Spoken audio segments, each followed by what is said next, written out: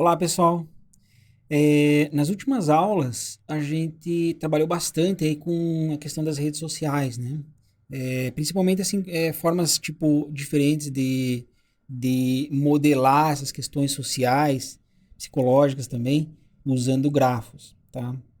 Então, desde o início do curso, aí, desde a primeira aula, a aula da introdução, eu já tinha anunciado para vocês que a gente ia ter uma outra base aqui na disciplina, né? Que é a teoria dos jogos. Então, a gente vai dar tipo um pause aí no que a gente estava fazendo, né?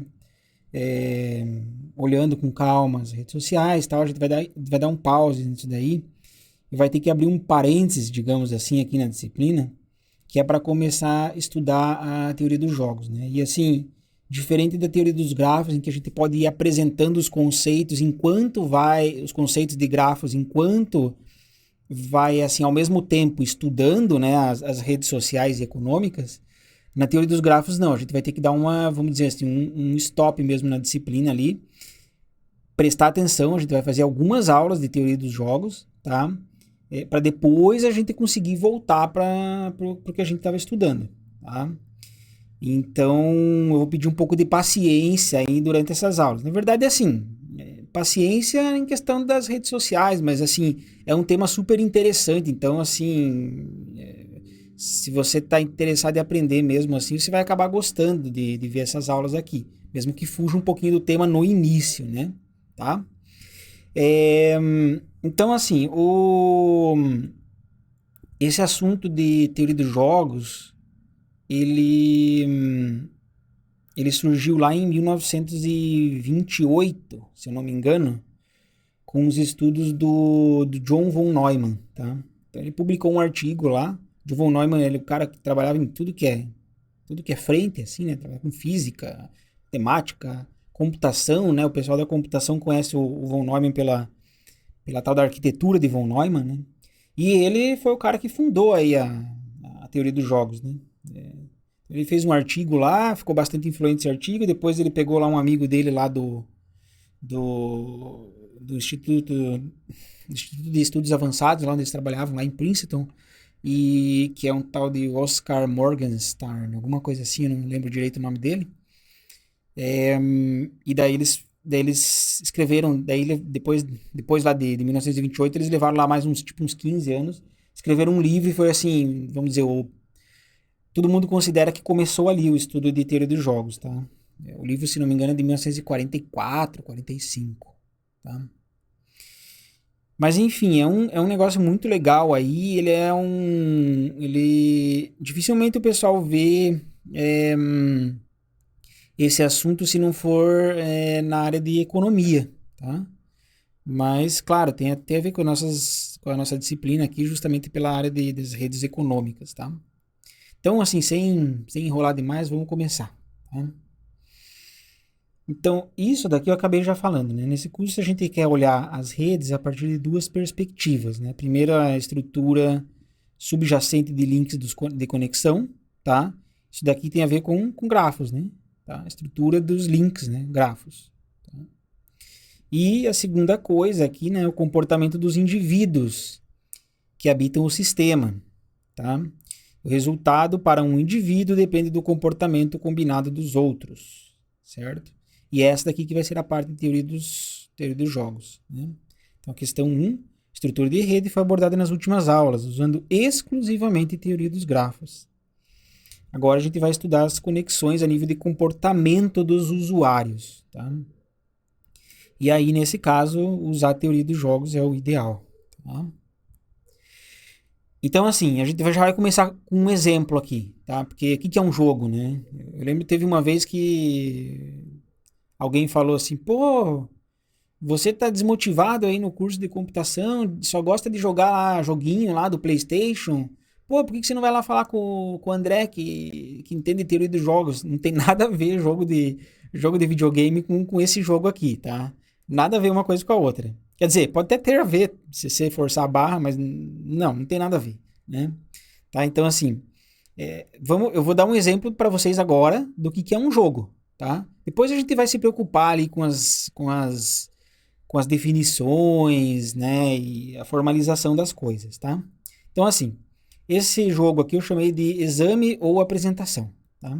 Então vamos supor, você é um estudante que deixa as coisas para a última hora, tá?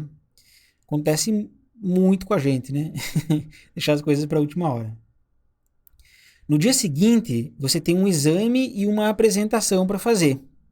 Você tem as duas coisas, tá? Só que você deixou para a última hora. E aí, assim, você se dá conta que por deixar para a última hora, você só vai conseguir fazer um dos dois. Ou fazer o exame, né, a prova, ou fazer a apresentação.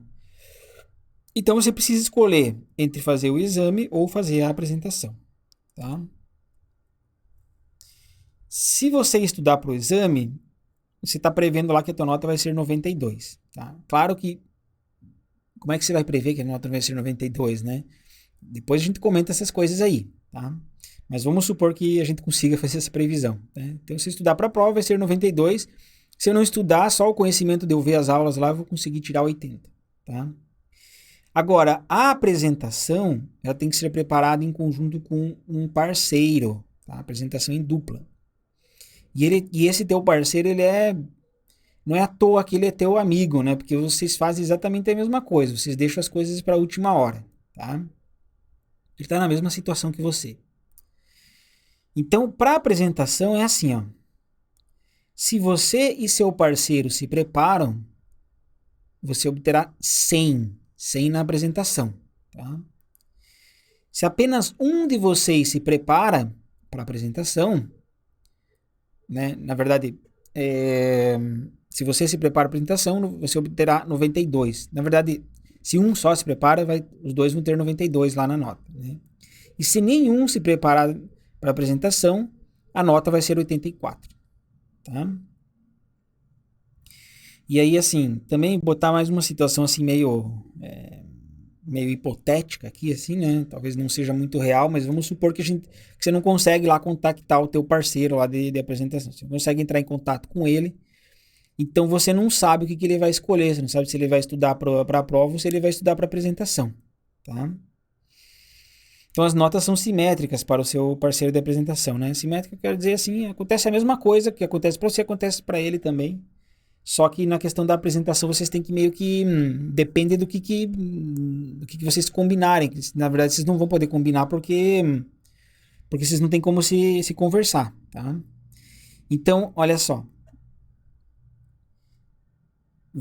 né, como eu disse, ou você vai estudar para o exame ou você vai estudar para a apresentação. O que acontece se os dois estudarem para a apresentação, tá? Então, os dois vão ter nota 100 na apresentação, só que os dois vão ter nota 80 no exame. A média vai ficar 90, tá? Se ambos estudam para o exame, aí o que acontece? Os dois vão ter nota 92 no exame, tá? Mais 84 na apresentação. E aí a média vai ser 88. Tá? Agora sim, se acontece de um estudar para o exame e o outro estudar para a apresentação, o que acontece? Aquele que estudou para a apresentação vai ter nota 92, tá? A nota em conjunto da apresentação, né? Só que como ele não estudou para o exame, ele vai ter 80. E aí a média vai ser 86. E no caso do outro, aquele que estudou para o exame vai ter nota 92 para apresentação, que é a mesma nota aqui, né? Porque a nota é para dupla, tá? Né? Porque o seu parceiro se esforçou. E aí você vai ter 92 no exame, tá? Dando uma média de 92, certo? Então essa é a situação aqui que eu estou colocando para vocês, tá? Opa! E agora sim, agora você precisa descobrir o que você vai fazer. Você tem todos os dados aí, você precisa descobrir o que você vai fazer. Você vai estudar para apresentação ou você vai estudar para o exame, tá? Então essa que é a pergunta, né? Eu pus uma situação aqui, tá? Envolve você, envolve teu parceiro também. O que o teu parceiro for fazer vai influenciar no que você for fazer, né? Também, tá?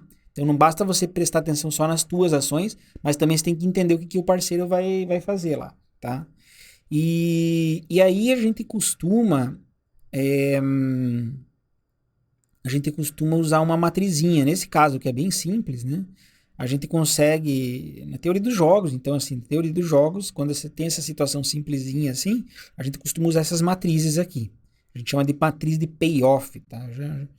Payoff são esses ganhos aqui, né? Tá? Então, olha só.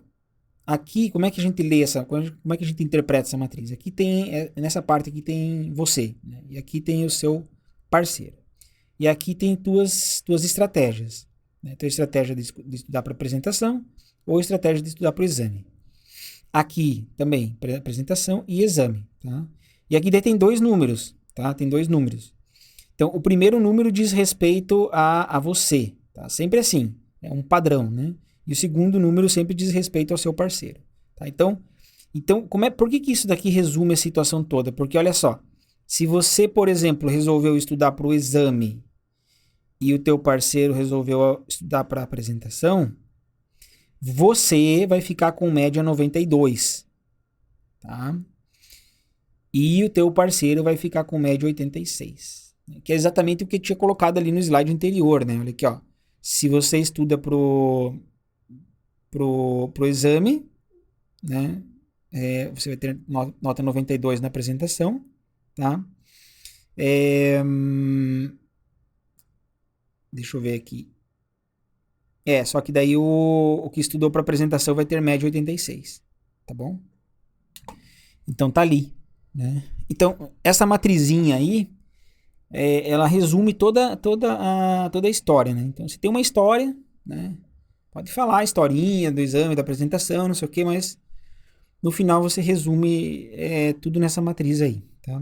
Mais ou menos naquela história, às vezes a gente tem uma questão de uma rede social, uma historinha por detrás, mas a gente acaba resumindo isso tudo num grafo, né?